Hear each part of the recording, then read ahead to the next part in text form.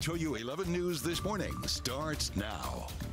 And good morning, everybody. I'm Lisa Hernandez. And I'm Russ Lewis. We're glad you're with us. 6:30 is our time here on a Tuesday. It's April 24th. It really is going to be a great day out there because even though it's heating up, the humidity has not returned just yet. Brooks Garner is here with a little more on that. That's the secret. That is the secret. The humidity has not returned. We're not going to see it until really tomorrow and Thursday. Here's a look outside right now. Hotel Galvez, sun rising. It officially eclipses that horizon at 6:45, which is in exactly 15 minutes from now.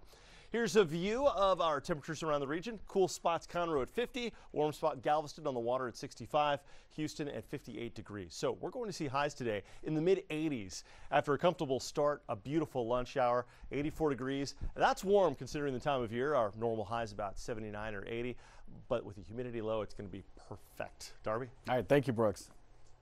All right, here's what you need to know as you walk out the door. We're getting reports of an accident here on the northwest side.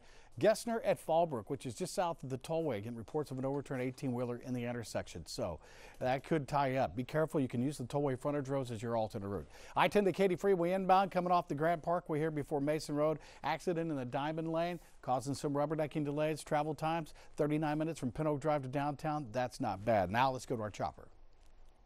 Now a live look from KHOU 11 News Eye in the Sky. Our chopper's over I-45, the North Freeway. There's downtown off in the distance. My favorite, coming around the Shepherd Curve. Yeah, you can see it's slow. You got the brake lights around West Road. Stay slow on into Parker. Yeah, you're running close to an hour now from 1488 to get into downtown. Also look for delays trying to get through downtown.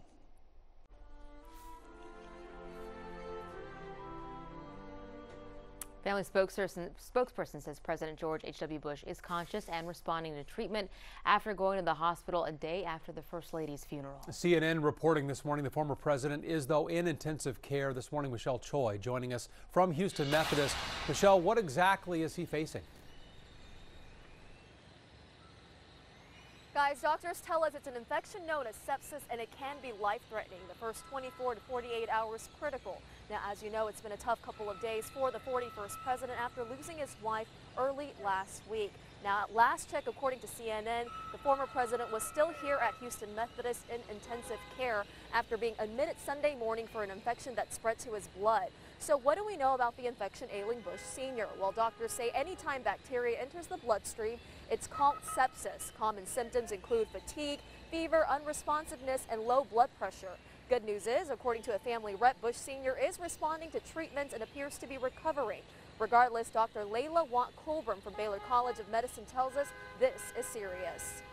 It has a source of an infection. Usually in elderly patients, the two most common sources are the lungs and the urinary tract infections, either a pneumonia or coming from the urine.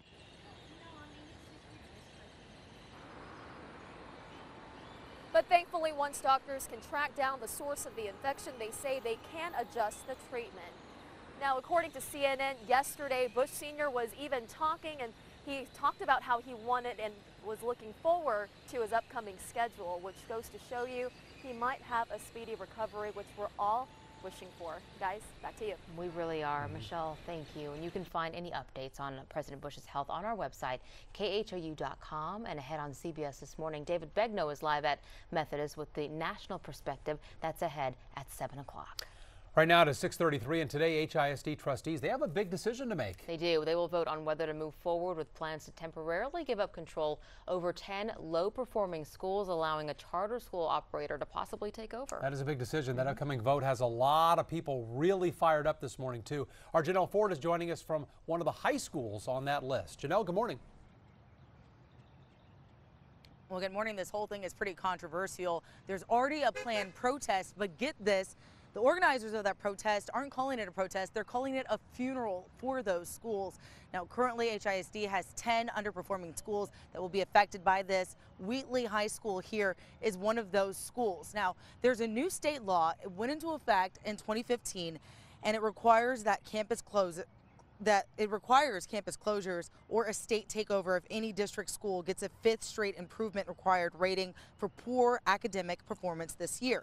Now, by surrendering those schools to a charter school program, the district can avoid school closures or a state takeover of HISD's locally elected school board. So here's a look at those 10 schools on that list. They include both Henry Middle School and Highland Heights Elementary School, and the move would affect about 6,000 plus students. So the fact that the community is putting on a funeral for those schools shows you just how controversial this entire thing is. Now, those organizers, they do have 5 demands that they're demanding of HISD school board. Number 1, the HISD board should sue the TEA over failure to comply to state testing laws. Number 2, sue the TEA for discrimination based on race through the accountability system. Number 3, refocus district dollars from test prep to holistic education in all schools.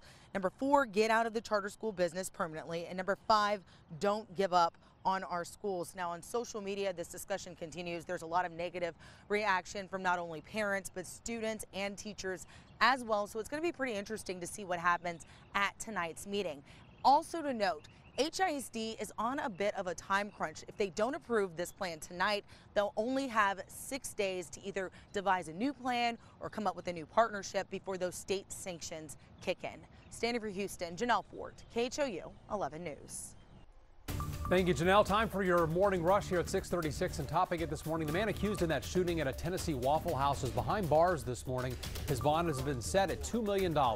Police arrested Travis Reinking yesterday. He was hiding in the woods about a mile from the restaurant, where investigators say he killed 4 people. A San Jacinto County judge bonded out of jail after a grand jury indicted him for burglary and tampering with government records.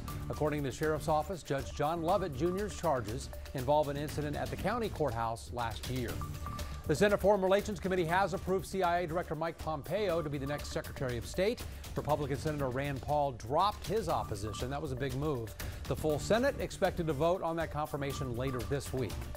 And check this out, a pack of wild hogs caught on camera there running through a Spring neighborhood. Some people in the Spring Trail subdivision are now worried about their safety. They're hoping the HOA can trap and relocate those animals. And that's your morning rush.